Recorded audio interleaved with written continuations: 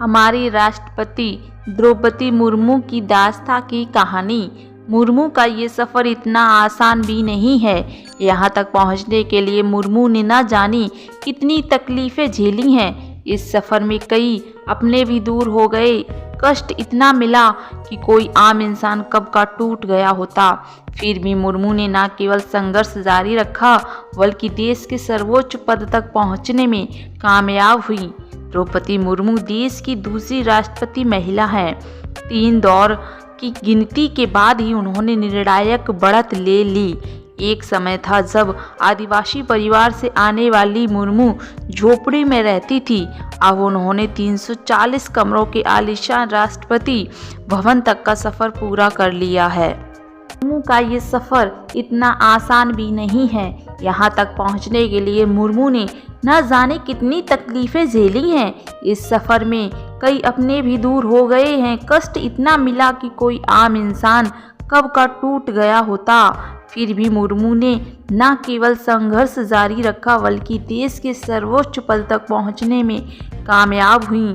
आज मुर्मू न केवल भारत बल्कि दुनिया भर के अरबों लोगों के लिए एक मिसाल बन चुकी हैं। द्रौपदी का जन्म उड़ीसा के मयूरभंज जिले के वेदपूशी गांव में 20 जून 1958 को हुआ था। द्रौपदी संथाल आदिवासी जातीय समूह से संबंध रखती हैं। उनके पिता का नाम बिरांची नारायण टुड्डू एक किसान थे। द्रौपदी के 2 भाई हैं, भगत टुड्डू और शैरनी टुड्डू। द्रौपदी की शादी श्यामचरण मुर्मू से हुई। उनसे 2 बेटे और 2 बेटी हुई। साल 1984 में एक बेटी की मौत हो गई। द्रौपदी का बचपन बेहद अभाव और गरीबी में बीता था, लेकिन अपनी स्थिति को उन्होंने अपनी मेहनत के आड़े नहीं आने दिया। उन्होंने भुवनेश्वर के रमादेवी विमेंस कॉलेज से स्नातक तक की पढ़ाई पूरी की। बेटी को पढ़ाने के लिए द्रौपदी मुर्मू शिक्षक बन गई। मुर्मू की स्कूली पढ़ाई गांव में हुई। साल 1969 से 1973 तक वह आदिवासी आवासीय विद्यालय में पढ़ी। इसके बाद स्नातक करने के लिए उन्होंने भुवनेश्वर के रमादेवी वुमेन्स कॉलेज में दाखिला ले लिया। मुर्मू अपने गांव की पहली लड़की थी जो स्नातक की पढ़ाई करने के बाद भुवनेश्वर तक पहुंची। कॉलेज में पढ़ाई के दौरान उनकी मुलाकात श्यामचरण मुर्मू से हुई।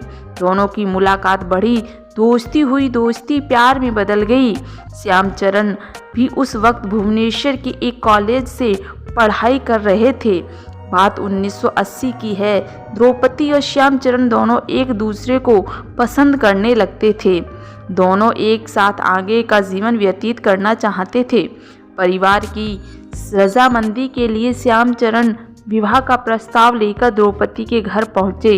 श्यामचरण के कुछ रिश्तेदार द्रौपदी के गांव में ही रहते थे। ऐसे में अपनी बात रखने के लिए श्यामचरण अपने चाचा और रिश्तेदारों को लेकर द्रौपदी के घर गए थे। तमाम कोशिशों के बावजूद द्रौपदी के पिता बिरांची नारायण टुड्डू ने इस रिश्ते को लेकर इनकार कर दिया। श्यामचरण भी पीछे हटने वाले नहीं थे। उन्होंने तय कर लिया था कि अगर वह शादी करेंगे तो द्रौपदी से ही करेंगे। द्रौपदी ने भी घर में साफ कह दिया था कि वह श्यामचरण से ही शादी करेंगी। श्यामचरण ने 3 दिन तक द्रौपदी के गांव में ही डेरा डाल लिया। थक हार कर द्रौपदी के पिता ने इस रिश्ते को मंजूरी दे दी। शादी के लिए द्रौपदी के पिता मान चुके थे। अब श्यामचरण और द्रौपदी के घरवाले दहेज की बात को लेकर बैठे। इसमें तय हुआ कि श्यामचरण के घर से द्रौपदी के लिए 1 गाय, 1 बैल और 16 जोड़ी कपड़े दिए जाएंगे। दोनों के परिवार इस बात पर सहमत हो गए। दरअसल द्रौपदी जिस संथाल समुदाय से आती हैं उसमें लड़की के घरवालों को लड़की के घरवाले तरफ से दहेज दिया जाता है। कुछ दिन बाद श्याम से द्रौपदी का विवाह हो गया। बताया जाता है कि द्रौपदी और श्याम की शादी में लाल पीले देसी मुर्गों का भोज हुआ था। तब लगभग हर जगह शादी में यही बनता था। राजनीति में आने से पहले मुर्मू ने एक शिक्षक के तौर पर अपने आप करियर की शुरुआत की थी। उन्होंने 1979 से 1983 तक सिंचाई और बिजली विभाग में जूनियर असिस्टेंट के रूप में भी कार्य किया। इसके बाद 1994 से 1997 तक उन्होंने ऑनरेरी असिस्टेंट टीचर के रूप में कार्य किया। 1997 में उन्होंने पहली बार चुनाव लड़ा। उड़ीसा के रायरंगपुर जिले में पार्षद चुनी गईं। इसके बाद वह जिला परिषद की उपाध्यक्ष भी चुनी गईं। वर्ष 2000 में विधानसभा चुनाव लड़ी।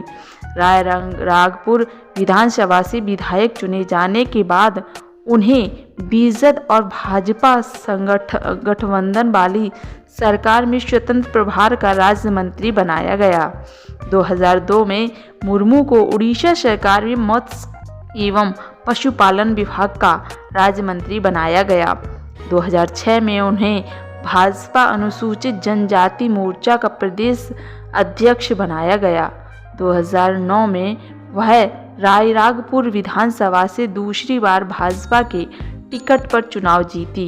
इसके बाद 2009 में वह लोकसभा चुनाव भी लड़ी, लेकिन जीत नहीं पाईं। 2015 में द्रौपदी को झारखंड का राज्यपाल बनाया गया।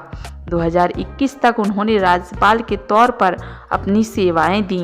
राष्ट्रपति का चुनाव जीतने के साथ ही वह देश की पहली आदिवासी राष्ट्रपति बनी। इसके अलावा देश की दूसरी महिला राष्ट्रपति बनने का खिताब भी वह अपने नाम करेंगी।